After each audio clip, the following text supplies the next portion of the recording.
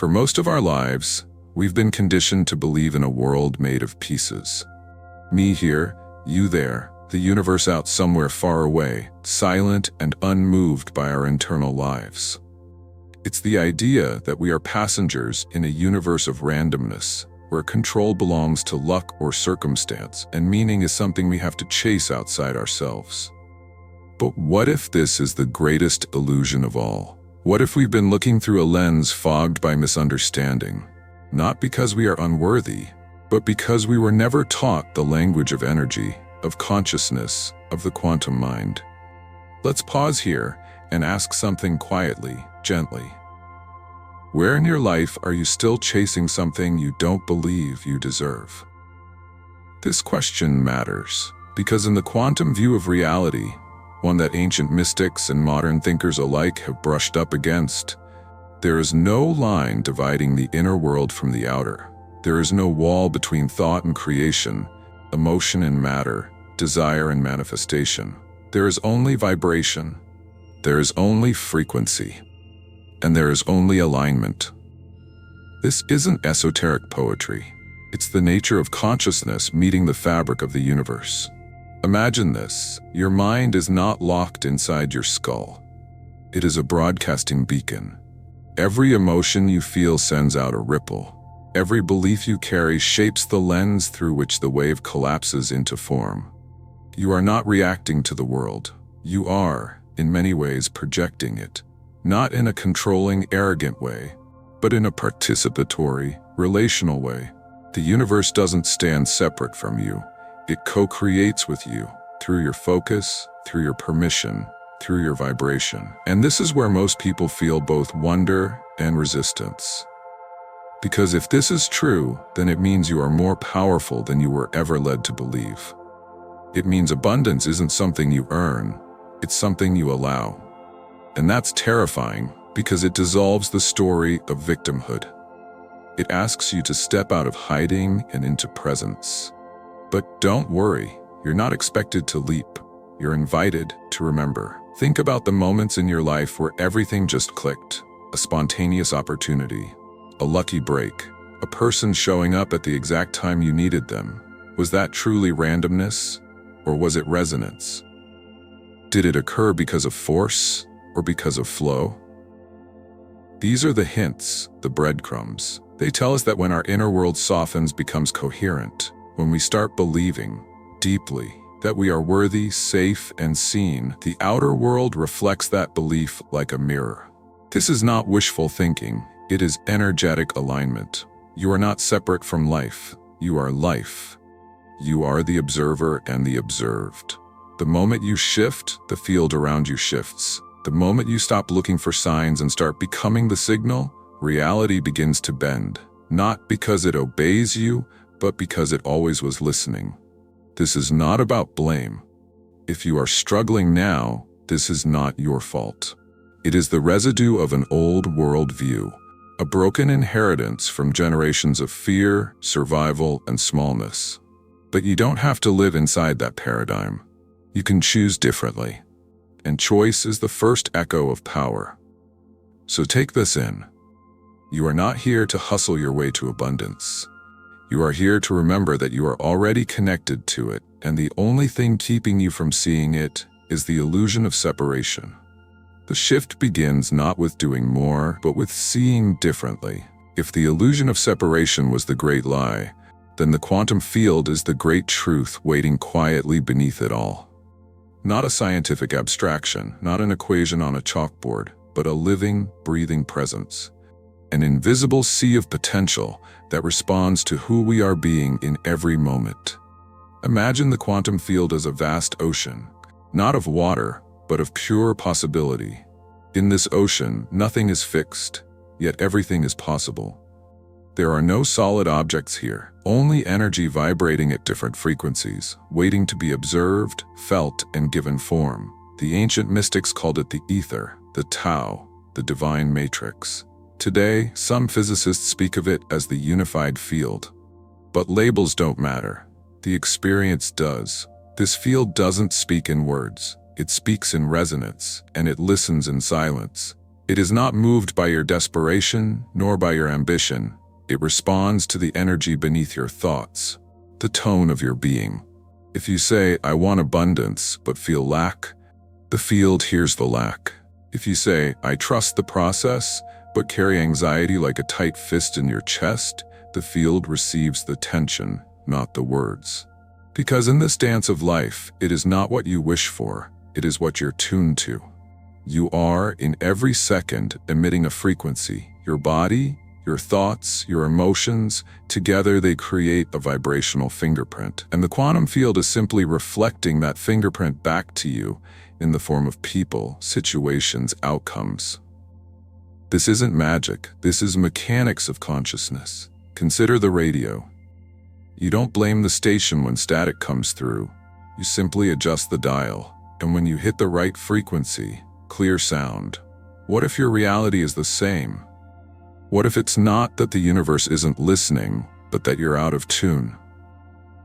Think of times when you were aligned, grateful, joyful, at peace.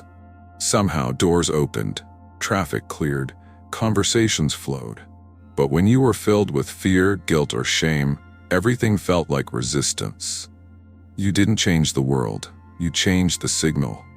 Let's be honest here. Most people live their lives unconsciously broadcasting frequencies of fear. Not because they want to, but because they've inherited those patterns. Scarcity, unworthiness, the subtle belief that life is something to survive, not something to create. But this is the turning point. Because the field is neutral.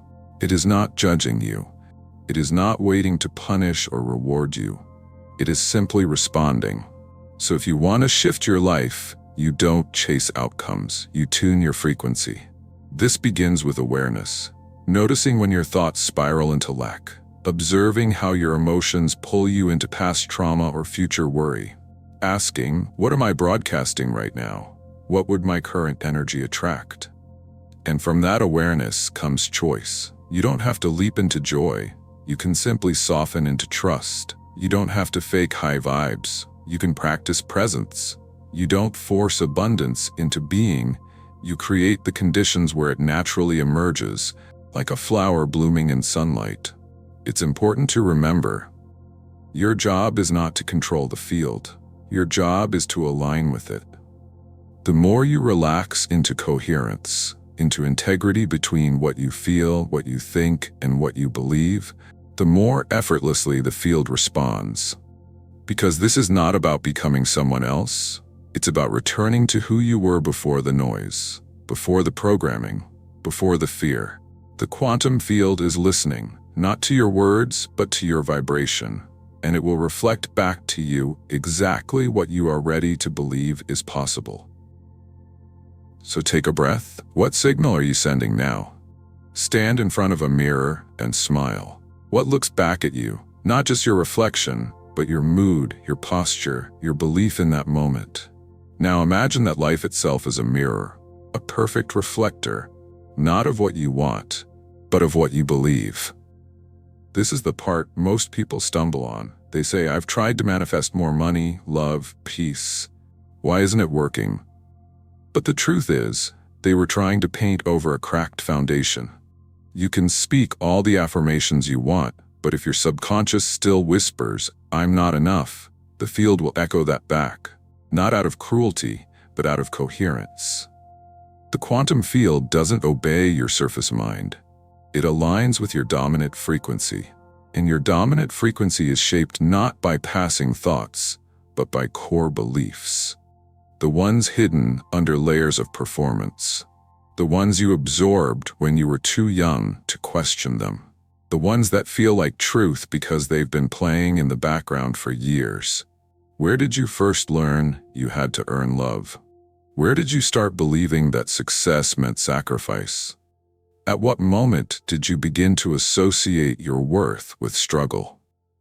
We must unearth these silent agreements. Beliefs are not facts. They are stories, coded into your nervous system. And until you bring them into the light, they will manifest as repetition, as patterns of scarcity, heartbreak, self-sabotage, the same job drama, the same financial limits, the same emotional roller coasters. Why? Because the field is showing you your programming. It's inviting you to wake up. This isn't punishment. This is compassion at a quantum level. Let's take a real example. A woman wants to attract a loving partner.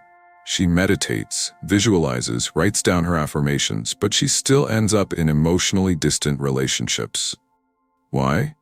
Because deep inside, her core belief says, I'm too much, or if I'm vulnerable, I'll get hurt. That belief vibrates louder than her vision board, and the field, the mirror, gives her a match. Until she changes the belief, she'll keep recreating the wound. And how do you change it? Not by force, by awareness, by presence, by looking at the wound with curiosity instead of judgment, by asking, is this belief even mine, or what would I become if I let this story go? Real change begins when you stop fighting your patterns and start learning from them. Because your beliefs are not chains, they are invitations. They are the architecture of your current reality, yes, but also the bridge to your new one. It's not about becoming someone else, it's about returning to the truth of who you are. Limitless, connected, and already enough. Here's a question to sit with. What belief have you been unconsciously living by that no longer serves the person you are becoming? Don't rush the answer. Let it rise. Because once you see the belief, once you witness it with love instead of shame, it begins to lose its grip. You don't have to fight it, you just have to stop feeding it. This is the power of the quantum mind. It doesn't wait for proof, it creates the evidence. Not from fantasy, but from frequency. When you shift what you believe is possible, reality has no choice but to rearrange. So next time you ask, why isn't this working? Ask instead, what belief is being reflected back to me right now? And listen, the mirror is always speaking. Imagine your mind, your heart, your breath, all of it, like the strings of a sacred instrument. If just one string is off, the entire melody loses coherence. It still plays, yes, but it lacks harmony, lacks resonance. The world listens, but what it hears is noise, not music. And so it responds accordingly, with distorted echoes instead of clear reflection. This is the inner work of manifestation. Not to force the world into shape, but to tune your instrument so that your energy plays a song the quantum field can recognize, respond to, and amplify. You've seen it before. People who don't try hard, who don't hustle endlessly, and yet things seem to move for them. They walk into a room and light follows. Opportunities seem to find them. It's not luck, it's coherence. Their inner world is tuned, mind and heart in sync. Desire and belief not in conflict but in communion. So let's get real. Are your thoughts aligned with your emotions? Are your words aligned with your actions? Or are you still saying I want abundance while feeling unworthy, fearing judgment, bracing for failure? If so, you're sending mixed signals. The quantum field doesn't punish you, it just reflects the static. And you don't need to be perfect to change that. You just need to tune in. Start with the breath. The breath is the original tuning fork. Slow it, feel it. With every inhale, remind your body that it's safe. With every exhale, let go of tension you've been gripping like armor. As your breath slows, your brain waves shift, your body calms, you enter a state of receptivity. This is where coherence begins. Next, the heart. The heart is not just a metaphor. It emits the most powerful electromagnetic field in your body. And when your heart and brain are in sync, you enter a measurable state of physiological harmony. In that state, your intentions carry more weight. Your visualizations hold more power. Because you're not just thinking about abundance, you're feeling it, living it, embodying it. And embodiment is the missing piece in most manifestation advice. It's not about wishing. It's about being. You don't wait to feel abundant after money arrives. You feel abundant before, because you understand that the emotion is the magnet. The vibration is the invitation. If you want more love, practice being loving now, not as a performance, but as a frequency. If you want more freedom, stop tightening your schedule like a fist. Let yourself breathe. If you want peace, find it in this moment, in this breath. not in some future outcome. Because the field does not respond to what you want, it responds to what you are. And being doesn't mean pretending. You can't fake coherence, but you can build it. You can begin to gently shift your attention from problems to possibilities, from fear to faith, from lack to presence. Each moment you choose alignment over resistance, you turn the tuning pegs of your instrument one click closer to harmony. And here's where it gets powerful. Coherence is contagious. When you are in alignment, the people around you feel it. Your energy influences rooms, conversations, decisions. You don't need to push. You just need to hold your frequency. You become the invitation. Let's ask something bold. Who are you when no one is watching? What energy do you carry when you're alone with your thoughts? That's the frequency shaping your future. That's the signal the field is answering. So start tuning. Not with force, but with curiosity. Not with guilt, but with grace. You are not broken. You are an instrument remembering its song, and the moment you remember, the world starts to dance in rhythm with you. To live the manifested life is not to arrive at some final destination where all your desires have landed neatly at your feet.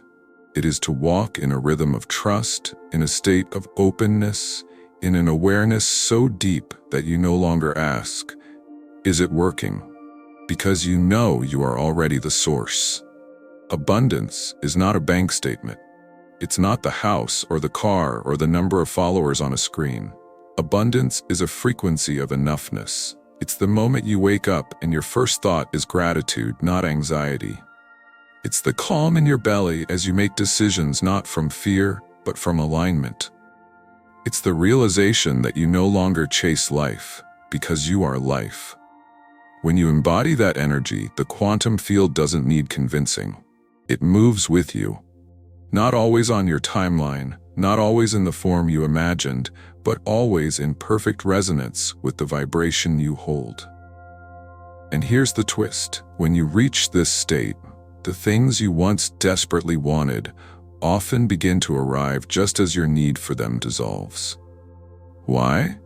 Because your frequency has shifted from seeking to being, from lack to love, from control to coherence. But none of this happens through intellectual understanding alone. It happens when you live the practice. When you pause during the day to ask, "Am I broadcasting faith or fear right now?" When you breathe through your doubts instead of resisting them. When you begin to celebrate even the smallest signs of flow. Because you understand that alignment, not accumulation, is the true currency of abundance. It's in the conversations you choose, the stories you tell yourself, the energy you allow into your body. All of it matters. All of it is vibrational. Living the manifested life means becoming radically honest about what you're available for. It means no longer entertaining environments that drain your energy. It means choosing the unknown over the familiar if the familiar is rooted in survival. It means understanding that your nervous system will resist because change often feels unsafe, but you meet that resistance with love, not with judgment. You're not here to be perfect, you're here to be aligned. And alignment isn't a one-time event. It's a moment-to-moment choice, a tuning, a remembering, a return. Again and again, you may stumble, you may forget, that's part of it.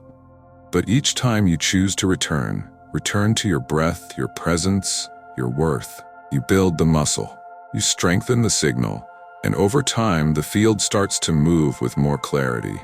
People show up who feel like soul connections. Opportunities unfold that you could never have planned. Life begins to feel like a dance, not a battle. This is the quantum mind in motion. Not a concept, not a theory, but a way of being. So here's the question. What would change if you truly believed that life is responding to you? Would you speak differently, walk differently, choose differently? Would you let go of the stories that have kept you small? Would you dare to act as if the life you want is already listening? Because it is. Right now you are standing on the edge of infinite possibility. The field is waiting. The mirror is clear. The instrument is in your hands. Play it. You've just walked through a doorway, not into new information, but into remembrance. You felt the edges of a truth you've always known, that you are not powerless, not separate, not broken. You are a conscious creator, a vibrational being in a quantum universe that listens to the music of your soul. The life you desire is not beyond reach. It's within alignment. And every moment you choose presence, every time you question an old belief, every breath that brings you back into coherence, that's the work. That's the shift. So ask yourself often, what am I broadcasting right now? What am I becoming? Don't chase abundance, embody it. Don't beg for signs, be the signal.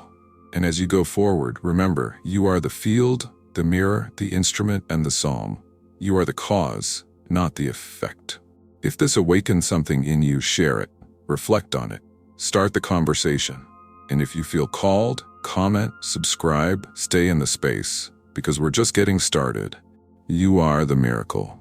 Live like it.